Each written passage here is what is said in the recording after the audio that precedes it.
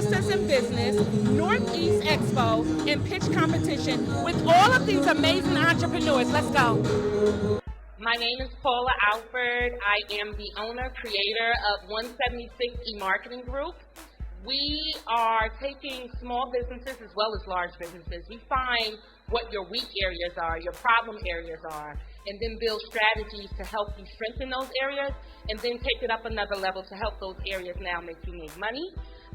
If I had to say what my superpower is, or the superpower that I want. Your superpower? What you got, girl? My superpower is God. I know that God is my superpower because it is because of God that I know. I always tell people that you have to do the work.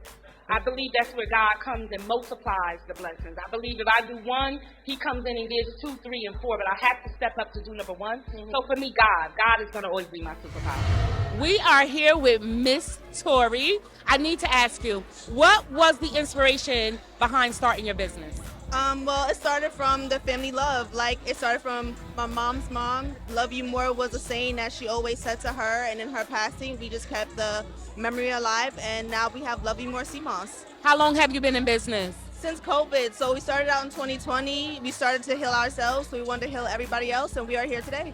Oh, wow. Thank you so much. Thank you. I started my first business. At a time, there was not really entrepreneurs around me. This was about 2006. Candy Flavors.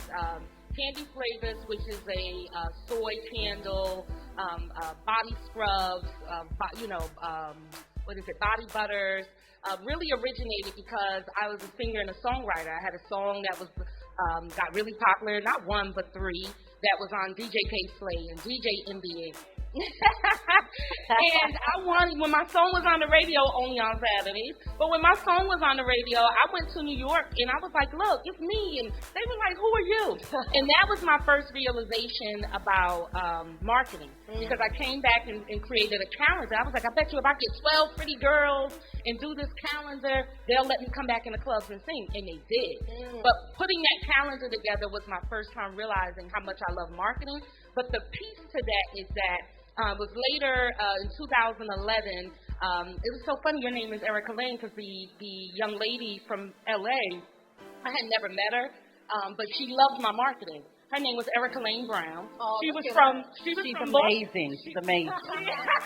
She's a publicist from Los Angeles, and she was doing, her company was doing the BET Awards. And I want to stress this to entrepreneurs. That was it's easy to say you want to be an entrepreneur. It looks so glamorous. When they contact me, I was like, oh my God, we're going to go to the BET. They wanted the candles and the body butters for 400 of the gift bags that was just for the celebrities in the gifting suite.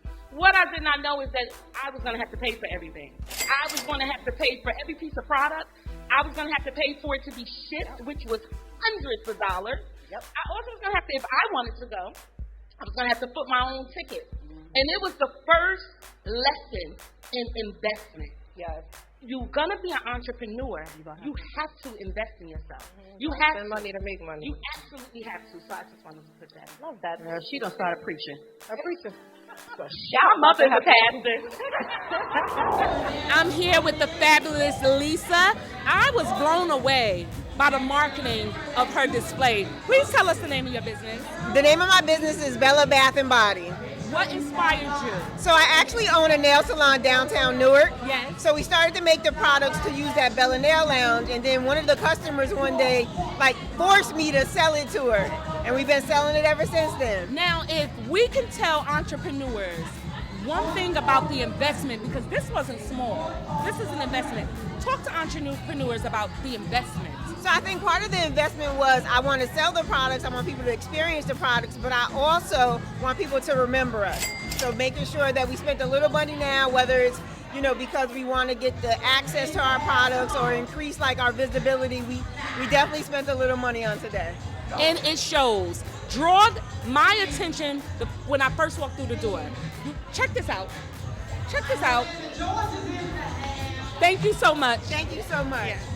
Exactly to what you both spoke about was, again, the investment.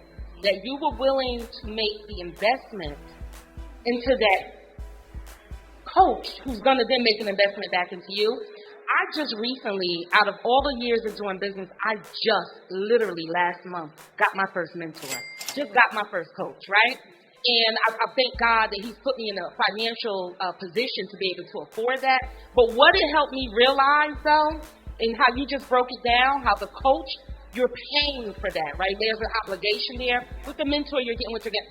I have mentored and coached, and it has made me realize how much gratitude as an entrepreneur that you need to have, especially with the mentoring, right? Because a lot of time that's free. That you need to have when someone is taking time and stopping their day, stopping whatever it is they're doing to make sure that they're pouring into you, you have to have the gratitude that goes along with that. Because without the gratitude, the next opportunity may not happen. Yes. And I am here with Miss Jazzy. Won't you tell us the name of your business? Trees by Jazzy. And how long have you been in business? 14 years. Woo, 14 years. So I have to ask you, what is the latest investment you've made into yourself as an entrepreneur? Well, being here, Sistahs In Business Expo, best experience. Thank you so much. Thank you. So entrepreneurship often involves taking risks. Oh, I have such a problem with saying that. I don't know. I feel like entrepreneurs don't take risks. I think we make the best decisions for ourselves. Yeah. That's how I look at it. Yeah. I do. I'm sorry, I had to reframe that because everybody always says like, oh, you're taking a risk. That's so risky. It's not a risk. It's a decision. This is a decision that I'm comfortable with. That's how you it's know. only a risk because you wouldn't do it. And that's how you know who to be around. Yes, I'm sorry. I had to, And it's only a we risk can if it's not reframe that. calculated, I'm right? going to say entrepreneurs make the best decisions for themselves, right? And stepping outside of your comfort zone. Can you describe a time where you had to make a difficult decision, take a leap of faith, or how it contributed to your personal and professional growth? I'll take this one. Definitely. I have rebranded myself at least 4 times. And I watched it. I started out as a singer and songwriter, and then I realized, candy flavors, and I had a candle company. And then, I'm a type 1 diabetic. I, got diabetes in the middle of my life, and it was a time when I got sick, but I didn't want to stop. So I started a nonprofit, and that nonprofit was responsible for bringing spelling bees back in our city so that our children can have educational experiences. And then I came back around and was like, okay, wait, let's start the marketing company, which is now 176E Marketing Group. And then by that point had gained enough knowledge and experience that I was like, I want to put myself to the challenge. I want to see if I can help other people make money the way I'm making money. So I built a team. And for some of these women that came on this team, this was their first time making money through their business. They might have had a business. It might not have been a real viable LLC. We got them up and running so that they could also see that it's possible. I don't care if the first check is $100. That lets you know that there's $100,000 out there. So for me, that challenge was not only doing it for myself, but seeing if I could do it for others. I love that. That's awesome. Thank you for interviewing with the ChaChing Show, Tia. I walked past this table. I had to come back because I was like, I like to travel. This is so nifty. What made you come up with this concept? So I've been to 43 countries around the world. Wow. And people are always co-opting our cultures because there's not one monolithic Black culture. And they do it, they take it for their profit and for their enjoyment, but nobody's making things to celebrate us. Yes. And for us. And so I picked up the torch, and what we do is we marry traditional Afrocentric cultures with modern day cultures. So we have for example, we have our mudcloth in color.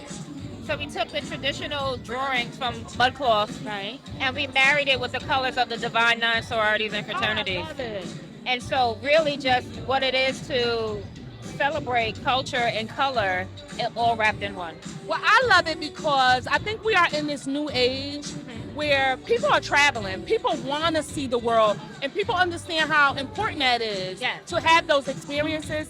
And I just think this is so dope. I see like 4 partnerships in my mind that already works. Okay. Travel agents should be flocking to you because this is a great seller to their clients. So we allow travel agents to sell our products as an affiliate.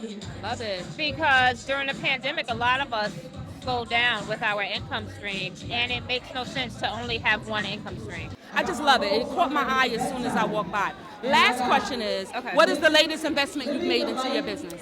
So I started working with a company that allows me to sell wholesale, and now I'm selling our neck pillows in a hotel gift, and not hotel, I'm sorry, in a hospital gift shop. Oh, I love it. So now when you go to visit your loved one and you need a neck pillow, you don't have to be scrunched up in a chair So in a you've hospital. actually taken something that was specifically for travel and now have transcended into Yes. another. I love it. Yes. That's it. Thank you so much.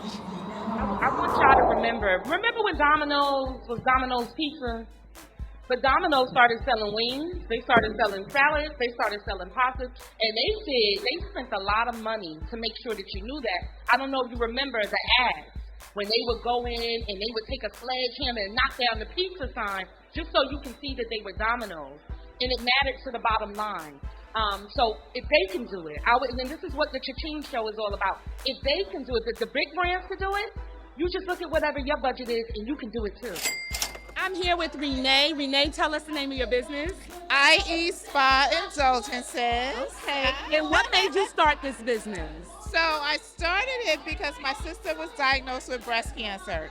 And I started making the body better for her as she was going through her treatments, and people were just complimenting her on how good she looked, how good she smelled. She's doing wonderful, by the way. Yes. And then I was just giving it away to people because they were asking like, oh my God, you smell so good. And then I just said, I have to start the business because people kept asking, where can I buy it? How long have you been in business? 8 years. 8 years. That's such a blessing. And it is very much a blessing. I give all praise to God. That's right. All praise to all my loyal customers who put me through the pandemic and continue to rock with me. So I just love. Can you tell entrepreneurs? Yes. What is the latest investment you've made into your business? Well, my latest investment is always on my customers. I am always doing stuff for my customers. I love my customers. People tell me, stop giving away stuff. But I just had to. I love especially my loyal customers. They know, they show me love, so I got to show them love. I love that. If you can remember, the ChaChing Show did an episode all about the customer experience. Miss Renee gets it. Thank you. Thank you. It's to the new entrepreneurs, somebody that's in the audience that's thinking about going into entrepreneurship, as well as people that may have already been in entrepreneurship, because I find it with seasoned entrepreneurs as well. Do not know the difference between branding. When they don't know branding, they don't know who they are. The brand is the whole personality of the company. It is the long game. Although the marketing may change from season to season, who you are and the personality drives that marketing. So you really have to understand your branding. That is your colors. That is your language that you're using as a company. That is the colors. You don't even understand how much colors drive purchases. Target was one of the first stores that started using fluorescent lighting. And they started using it because the data showed that when people walked in stores and saw fluorescent lighting, they spent more money. Well, you slowly started seeing CVS. Go to their beauty departments. They all have it. So you have to really understand who you are. What is the personality of your company? If I never saw you to speak to you, what would I think about your company? And from there, you're able to drive a lot of things. You're never going to be able to take advantage of marketing. Take advantage of her service because you don't even know who you are as a company. So take the time to really do the due diligence into what is this brand? What is the personality of this brand? And intentionally, what do I want you to think about it when you see it? And it's very simple. I always say we make things so hard and complicated, and it's really not. You know what you like. What's one of your favorite brands? I'll give you one. Let's say Dove soap. When you think of Dove, you think of moisturizer. That's a part they're gonna sell that to you all day. When you think of McDonald's here, I'm loving it. When you think of 90, they got Just Do It. Marketing is always changing. It's a short game. It has a definitive start and it has a definitive end. But branding is the long game. If you can remember, marketing has a start and an end, and it's always changing. Keep reevaluating your business so you'll know what marketing is doing. Thank you.